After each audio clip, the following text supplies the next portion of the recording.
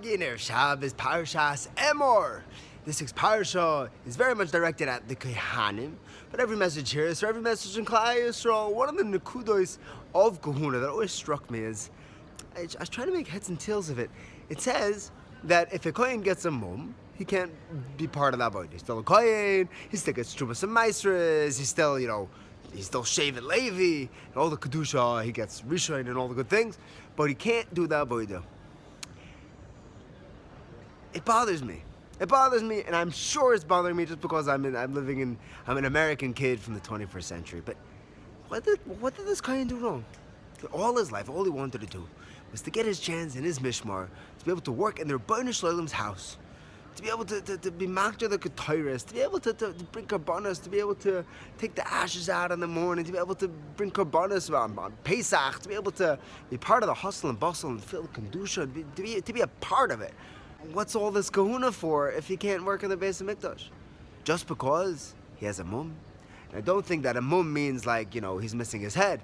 A mum means like a unibrow. It means that you can't run a paintbrush from one eye to the next if there's a bump in his nose. It means like microcosmic, tiny little nitpicky physical imperfections, one might say. It seems a little shallow for Klal Yisrael, who's a spiritual people. And what did this Kohen do wrong? So, as far as the nitpickingness, there's a qualification to be a member of the royal guard. Yeah? You're not going to find someone with two heads representing the Queen's castle. This is the Queen's castle. The guards have a certain surah. When you come into the Beis HaMikdash, there's an avirah, there's a presentation, and the presentation has to be not just Malchus, it has to be Melech Malchei Amlochim Malchus. And the representers have to be perfect. Yeah? It's nothing personal, but, if you don't have a right arm, if you don't have a hand, you're not going to be a pitcher for the Yankees. It's not going to happen, right? No matter how talented and perfect and beautiful you are, if you're not good looking, you won't be a model.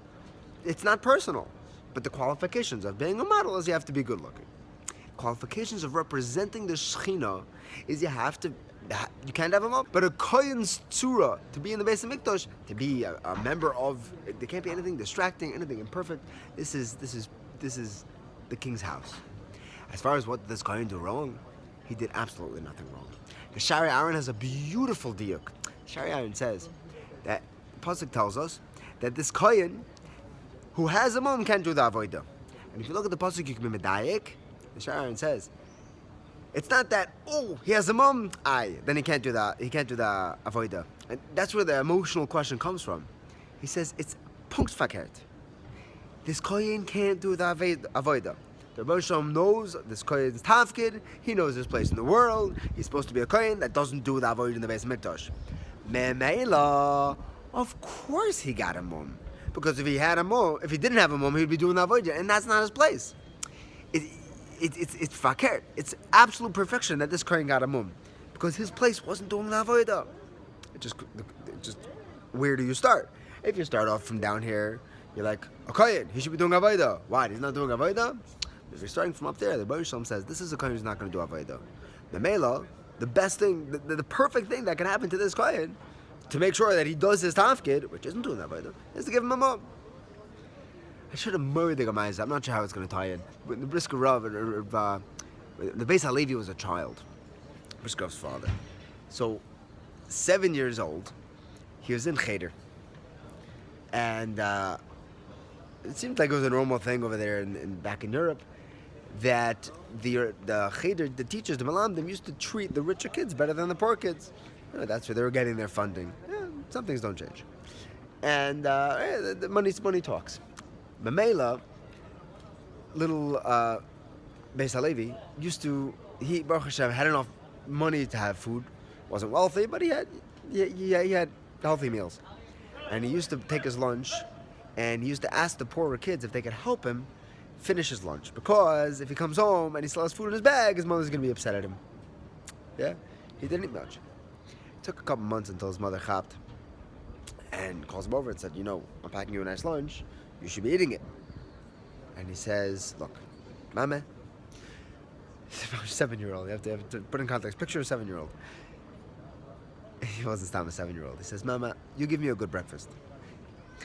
And I know that when I get home, you're going to give me a good, hearty, healthy, nutritional dinner. In the middle, I meet these children who barely had anything to eat for breakfast. And when they go home, they don't know if they're going to have anything to eat. His mother said, yeah, but you also need to eat. You're going to be hungry. 7-year-old, he picks up his tzitzis.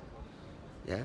He holds it up and he tells his mother, I swear on my tzitzis, when I see these poor Yisoyimim, these poor children eating, I feel full. His mother understood that this was Emes, and she always made sure to pack him a little extra for the other kids in his class. Tichapana means to be a Tomim. It's true that for a Kohen to be in the Beis HaMikdash, he has to be physically perfect. Yeah? The Kohen sitting in the back of the Beis Medrash with a mum, who never got to serve in the Beis HaMikdash, is also a Tomim. He is absolutely perfect. He is doing exactly the tafka that the Rebbeinu Shalom sent him out to be. And Yisrael, who never had a havamina of work in the Beis HaMikdash, we each have our own tafkidim and our own place in the world. And we have to realize that wherever we landed up on the emotional, spiritual, physical totem pole, that's a place where we can always turn to people below us and lift them up. We can be mechazik the people above us.